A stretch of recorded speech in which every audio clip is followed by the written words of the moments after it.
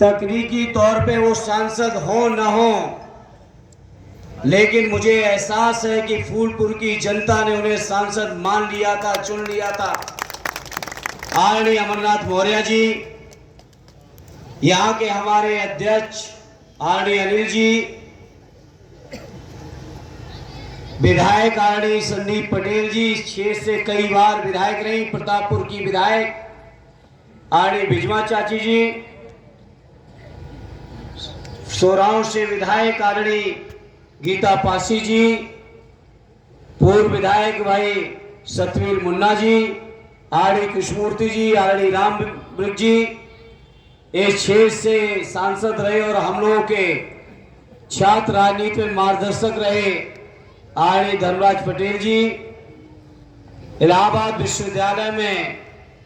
आदरणीय धर्मराज जी के साथ, कृष्णमूर्ति जी के साथ सामाजिक न्याय की बुनियाद रखने वाले यहाँ के पूर्व अध्यक्ष आदरणीय कमल सिंह जी, इस लोकसभा के उम्मीदवार रहे पंधारी जी, महिला सभा की हमारी बहुत सारी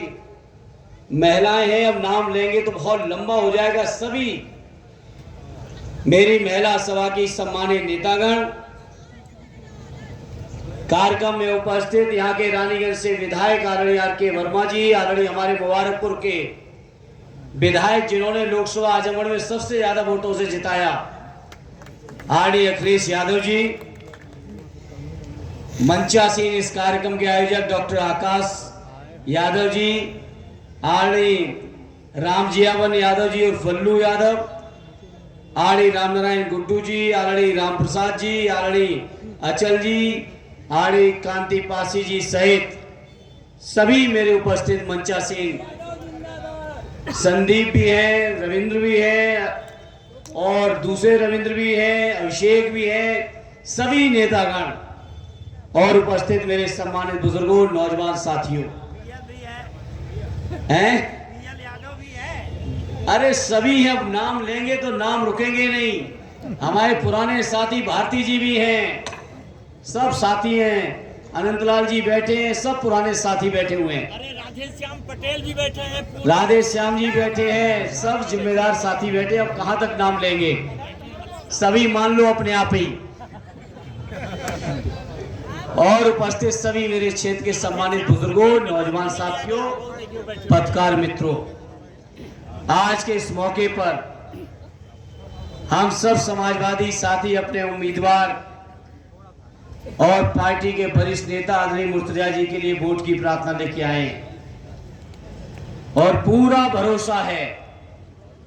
जैसा आदरणीय अमरनाथ जी ने कहा कि वो 18,000 से जीते थे और उनको बेईमानी करके हरा दिया गया है, तो मैं समझता हूं फूलपुर के लोगों, इस बेईमानी का जवाब ऐसा देना, आदरणीय मुर्तजा जी कम से कम 36,000 वोटों से यहां से चुनाव जीते और इसलिए जिताना है। फूलपुर के मेरे भाइयों, यहाँ के सांसद जब लोकसभा में खड़े होकर शपथ ले रहे थे तो मैंने उस समय भी कहा था कि बेईमानी से जीते हुए सांसद हो तो बताओ फूलपुर वाले हमारी बात को सही साबित कराओगे कि नहीं कराओगे, जो लोकसभा में कही थी। मेरे झूसी के लोगों, ऐसे लोग जो बेईमानी से जीते हैं, इनको सबक सिखा देना और सबक इस कदर सिखाना कि भारतीय जनता पार्टी के लोग बेईमानी करना भूल जाएं। ये घमंड में है कि हम बेईमानी से चुनाव जीत लेंगे और फूलपुर ही नहीं, प्रदेश के कई इलाकों में क्या क्या हालत कर रहे हैं, चर्चा कर रहे थे प्रदेश अध्यक्ष जी। मैं नहीं दोहराना चाहता हूं, जाने कितना पुलिस, जाने कितनी फोर्स, लेकिन ये बीजेपी के लोगों कान खोल के सुन लो, देश के लोकतंत्र ने, देश के बाबा साहब के संविधान ने हम सबको वो ताकत दी है। हमारे नेता स्वर्गीय जनेश्वर मिश्रा जी कहते थे कि जब उंगली में निशान लग जाता है तो बड़े बड़े तख्त पलटने की ताकत आपके पास आ जाती है। तो ऐसे अपने समाजवादी साथियों आपसे कहेंगे कि आदरणीय मुर्तजा जी को ऐतिहासिक वोटों से यहां से जिता देना और ये दिखा देना प्रदेश और देश के जनमानस को कि बेईमानी कहीं चलने वाली नहीं है जब जनता खड़ी हो जाती है। बहुत कोशिशें की, बहुत हथकंडे अपनाए, तब भी तो 37 जीत गए अकेले, 43 जीत गए गठबंधन में। और ये सच है, राष्ट्रीय अध्यक्ष जी ने कई मौकों पे कहा है कि अगर बेईमानी नहीं होती तो अकेले इंडिया गठबंधन उत्तर प्रदेश से 60 सीटें जीत गया होता। और उत्तर प्रदेश की जनभावनाएं जो थी, मैं समझता हूं अगर उत्तर प्रदेश के लोगों को इस बात का एहसास हो जाता कि 15-20 सीटें ही कम पड़ेंगी तो चाहे कुछ भी कर लेते योगी जी, उत्तर प्रदेश से अकेले मोदी जी को लोग उखाड़ फेंकते। यह ताकत है उत्तर प्रदेश की जनता की, यह ताकत है समाजवादियों की। फूलपुर की अपनी उस सरजमी पर जहां हमारे आदर्श नेता डॉक्टर राम मनोहर लोहिया जी चुनाव लड़े और उस समय के देश के पहले प्रधानमंत्री आरडी नेहरू जी के सामने लड़े, लोगों को उम्मीद नहीं थी कि वो जीतेंगे। उस समय भी उन्होंने कहा था हम चुनाव भले ही न जीतें लेकिन ऐसा बीज वो देंगे कि फूलपुर से हमेशा समाजवाद ही पनपेगा। तो आज तो हम इंडिया गठबंधन के तौर पर समाजवादी और कांग्रेस लोग के लोग एक साथ खड़े हैं। बीजेपी के लोगों से मैं इतना ही कहूंगा, ये फूलपुर कभी आपकी सरजमी न थी, न है और न फूलपुर की जनता कभी यहां होने देगी। क्योंकि यहां के लोगों का स्वभाव है, जो तेवर है, वो राजनीति की उच्च आदर्शों को, राजनीति को ऊंचाइयों पर ले जाने का। यहां के लोगों की सोच कभी छोटी सोच नहीं रही, यहां के लोगों की सोच कभी नफरत फैलाने की नहीं रही। यहां के लोगों ने कभी गंगा जमुनी तहजीब को कमजोर नहीं होने दिया। ऐसा ये शानदार हमारा फूलपुर क्षेत्र है, ऐसा ये जूसी क्षेत्र है जिस क्षेत्र को समाजवादियों ने खून पसीने से सींचा है। मुझे याद है मैं जब इलाहाबाद विश्वविद्यालय में पढ़ता था, श्रद्धेय नेताजी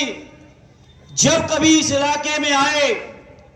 उनकी एक अपील पर बड़े से बड़ा कठिन चुनाव भी यहां की जनता ने समाजवादियों को जिताने का काम किया। आज आदरणीय राष्ट्रीय अध्यक्ष जी ने ये जो पीडीए का नारा दिया है, ये पीडीए का नारा कोई मामूली नारा नहीं है। अभी पिछली सभा में प्रदेश अध्यक्ष जी कह रहे थे योगी जी की, मोदी जी की नींद उड़ी हुई है, करवटें ले रहे हैं पीडीए के लिए कि कैसे निपटे। तो मैं इस मंच से कहना चाहता हूं, पीडीए के लोग जाग चुके हैं। अपने हकों के लिए, अपने अधिकारों के लिए, अपने मान के लिए, अपने स्वाभिमान के लिए, अपने सम्मान के लिए, अपने आरक्षण के लिए, अपनी जाति जनगणना के लिए, अपने रोजगार के लिए, किसानों के न्याय के लिए पीडीए के लोग आज जाग खड़े हुए हैं।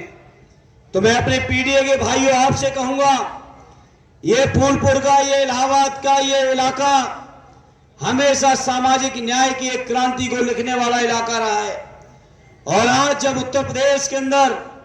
राष्ट्रीय अध्यक्ष जी ने ये नारा दिया है, तो मैं आपसे प्रार्थना करूंगा कि उस नारे को सफल करने में अपनी ओर से कोई कसर ना आने देना। ये मेरे फूलपुर के लोगों आपसे प्रार्थना है। साथियों, क्या हाल किया बीजेपी के लोगों ने, भाषण बहुत लुभावने दिए, बातें बहुत लंबी लंबी की, लेकिन भाषण को एक भी चीज को जमीन पर उतार पाए हो तो बताओ मेरे फूलपुर के साथियों, बताओ 2 करोड़ रोजगार के नाम पर जो लोग सरकार में आए हो, उस सरकार में हमारे नौजवानों को